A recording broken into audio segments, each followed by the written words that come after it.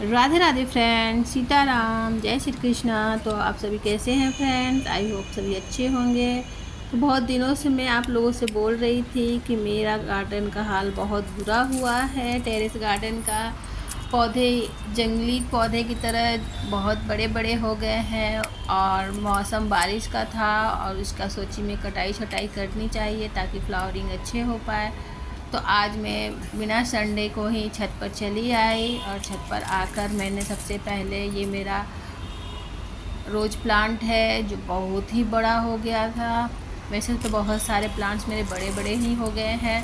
तो मैं सोच रही थी कि मैं इसकी कटाई छटाई कैसे करूं। मुझे ज़्यादा कटाई छटाई करने नहीं आता है प्लांट्स का।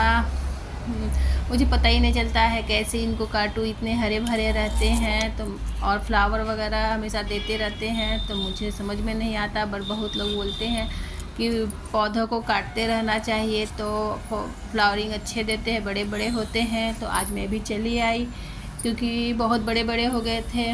और कुछ स्टैंड है, देखिए आपको मैंने दिखाया, तो उन पर इन सब प्लांट्स को रखना था। और तो वही सब मैं करने आज टेरेस पर चली आई। पानी तो रात में हुई थी और छत भी गीला गीला था, मिट्टी वगैरह गीली थी।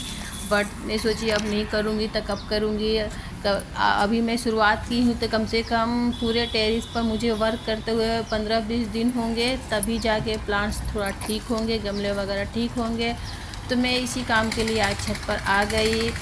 और यहाँ देखिए इसमें बहुत सारे तुलसी जी लगी हुई थी बट बहुत सारी सूख गई। और तो मैं सोची चलो इसको भी थोड़ा ठीक करूं। सारे गमले को ठीक करना है, कुछ न कुछ सारे गमले में वर्क है। तो देखिए मैंने बहुत दिल पर पत्थर रख कर पौधे की कटिंग करना शुरू किया। तभी मैं ज़्यादा नहीं कर पाई हूँ। आप लोग ज़रूर कमेंट में बताइएगा कि किस तरह से रोज़ प्लांट का कटिंग करना चाहिए और किस सीज़न में करना चाहिए। वैसे तो जब फ्लावरिंग नहीं होती है तभी करना चाहिए और रेनी सीजन में तो हर प्लांट्स का मुझे लगता है जहाँ तक कि कटिंग करने से अच्छे होते हैं और पत्ते वगैरह अच्छे आते हैं। तो इस तरह से मैं अपने एक एक गमले को ठीक करने लगी। देखिए यहाँ पर बहुत सारे मैं जिससे सब्जी के छिलके वगैरह डाल देती हूँ या कोई कोई फ्रूट्स ख़राब हो जाते हैं उनको मैं डाल देती हूँ, तो इससे बहुत सारे फ्रूट्स वगैरह निकल आते हैं। और यहाँ देखिए ये मेरा एक अलमोंडा का प्लांट्स है, बहुत घना हो गया है और एकदम बूसी झाड़ी की तरह हो गया है। तो इसका कटिंग मुझे पता ही नहीं चल रहा है मैं कैसे करूँ इसका कटिंग। इसी में मैंने एक कनेर लगा दिया था तो फ्लावरिंग उसका बंद हो गया था और अभी तक मैं अच्छे से कटिंग नहीं कर पाई।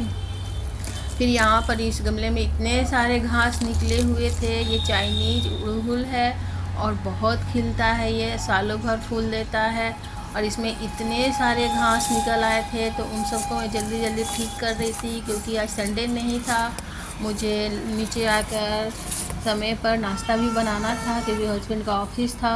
तो यहाँ देखिए मैं जल्दी जल्दी घास निकालने लगी हूँ और मैं इन सबको फेंकती नहीं हूँ।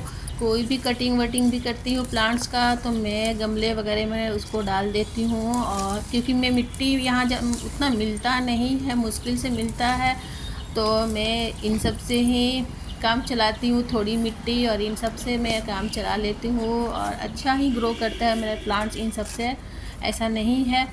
तो जल्दी जल्दी से मैं सारे घास निकाल रही थी, देखिए। और देखिएगा कितना सुंदर हो जाएगा घास निकालने के बाद। तो यहाँ पर बहुत दिनों से मैंने छोड़ रखा था इसीलिए इतने सारे घास हो गए थे। तो मैं सोची थी कि अब इस पर काम किया जाए। और ये बहुत ही ज़्यादा फूल देते हैं, ये चाइनीज़ फ्लावर है। तो इस तरह से मैं जल्दी जल्दी सारे घास निकाल रही हूँ, आप देख सकते हैं। और इस सबको मैं गमले में डालूँगी बट अभी ज़्यादा टाइम नहीं था इसीलिए पूरे टेरेस पर मैंने इसे भी घेर दिया है। जितनी भी कटिंग की हूँ अभी मैंने उठाया नहीं है। मैं सोच ही रही थी कि अभी तो बारिश का मौसम है, टेरेस पर उतना लोग जाता नहीं है तो मैं कटिंग कर कर अभी छोड़ दे रही हूँ। और अगर पूजा वगैरह करने लोग जाता है तो मैं बोल रही हूँ या फिर मैं भी चप्पल पहन कर जाती हूँ ताकि पैर में कांटे वगैरह नहीं चुभे। और टाइम की कमी के कारण मैं इस तरह से गार्डनिंग करती हूँ। तो देखिए मेरा इतना फ्लावर इसमें आता है बहुत ही सुंदर लगता है और सालों भर इसमें फ्लावर मिलता है। ये सब करते करते काफ़ी टाइम निकल गया था, तो मैं फटाफट नीचे आई और आकर जल्दी जल्दी चाय बनाई। सुबह में एक बार चाय हो गया था, फिर भी सबको चाय पीना था, तो मैं चाय बनाई और साथ में ब्रेकफास्ट भी बनाने लगी। और उसके बाद सब्जी रोटी मैंने जल्दी जल्दी बनाया, चाय बनाया। उस तभी दूध वाला भी आ गया, तो दूध को भी लेकर उसको भी गैस पर चढ़ाई और देख रही थी कि घड़ी में टाइम तो ज़्यादा होने लगा है। तो इस तरह से मेरा दिन का शुरुआत हुआ आज। और यहाँ पर देखिए मैंने भिंडी का सब्जी बनाया है।